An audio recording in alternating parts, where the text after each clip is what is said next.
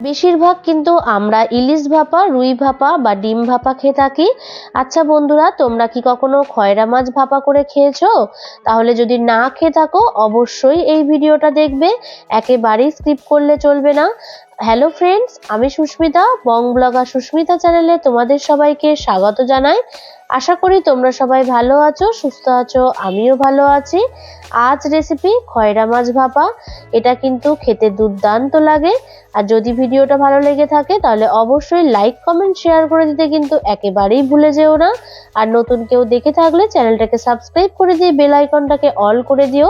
এখানে যা যা উপকরণে লাগছে তা হলো খয়রা মাছগুলোকে কেটে ভালোভাবে ধুয়ে নিয়েছি, সাথে লাগছে হলুদ, কাশ্মীরি রেড চিলি পাউডার, লবণ আর চিনি, রান্নার জন্য সর্ষের তেল, 2 চামচ কালো সর্ষে, 5টা কাঁচা লঙ্কা, এটাকে পেস্ট করে নেব। সাথে আছে পেঁয়াজ ও রসুন কুচি আর আছে ধনেপাতা কুচি। এটা যেহেতু ভাপা, তোমরা এই রান্নাটা কাঁচা করেও করতে পারো, কিন্তু যারা কাঁচা মাছ খেতে পছন্দ করো না তাদের জন্য এই রেসিপিটা অবশ্যই দেখবে। দেখো মাছগুলোতে আমি লবণ হলুদ ভালোভাবে মাখিয়ে নিচ্ছি আর নিয়ে কিন্তু এটা রেখে দেব। আর এই রান্নাটা কিন্তু সম্পূর্ণ সর্ষের তেলেই হবে।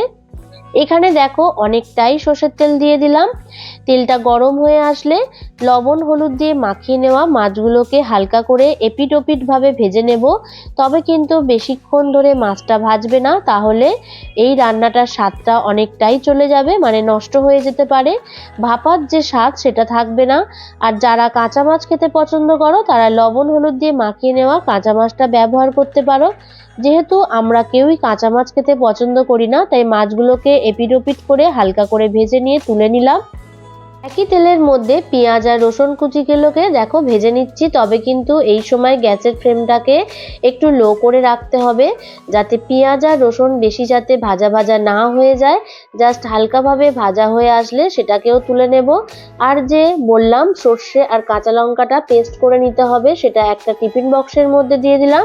সাথে দিয়ে দিলাম স্বাদ অনুযায়ী লবণ, সামান্য চিনি, হলুদ আর রং হওয়ার জন্য কাশ্মীরি রেড চিলি পাউডার, ধনেপাতা কুচি আর সেই ভেজে নেওয়া পেঁয়াজ ও রসুন কুচিটা দিয়ে দিলাম। এখানে পেঁয়াজ আর রসুন কুচি যে ভাজাটা করেছি এটা অপশনাল, তোমরা দিতেও পারো নাও দিতে পারো। তবে আমি বলবো এটা অবশ্যই দিয়ে খেতে কিন্তু অনেকটাই টেস্ট আসে। আর সাথে দেখো অনেকটাই সর্ষের তেল দিয়ে দিলাম। কাঁচা সর্ষের তেল দেওয়ার পর তার উপর যে হালকা করে ভেজে নিয়েছিলাম মাছগুলো, সেই মাছগুলো একে একে দিয়ে দিলাম। আর তোমরা যদি মনে করো মাছটাকে ভাজবে না, তাহলে এই সময় কাঁচা মাছটাও দেবে, দিয়ে এপিট ওপিট করে ভালোভাবে মিশিয়ে নেবে যাতে মাছের গায়ে সমস্ত মশলা লেগে যায়।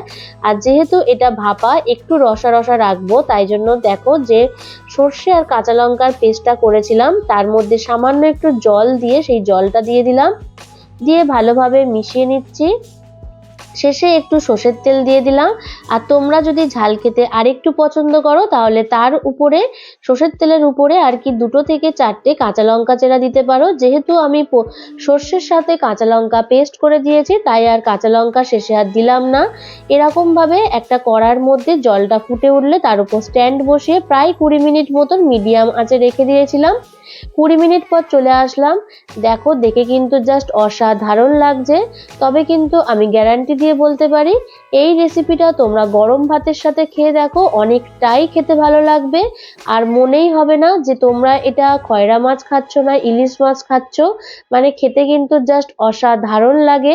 যদি আমার কথা বিশ্বাস না হয় অবশ্যই তোমরা বাড়িতে এরকম ভাবে একবার ট্রাই করে খেয়ে দেখে বলবে কেমন হয়েছে। তাহলে আমার আজকের রেসিপিটা এটুকুই। তোমাদের যদি আমার রান্না ভালো লেগে থাকে অবশ্যই লাইক, কমেন্ট, শেয়ার করে দিতে কিন্তু একেবারেই ভুলে যেও না। আর নতুন কেউ দেখে থাকলে চ্যানেলটাকে সাবস্ক্রাইব করে দিয়ে বেল আইকনটাকে অল করে দিয়ে আমার পাশে থেকো। এভাবেই আমার পাশে থেকো বন্ধুরা। আর যদি নতুন কিছু রেসিপি জানার থাকে তাহলে অবশ্যই কমেন্ট করে জানিও, আমি যথাসাধ্য চেষ্টা করব। আবার দেখা হবে নেক্সট কোনো রেসিপি নিয়ে। টাটা।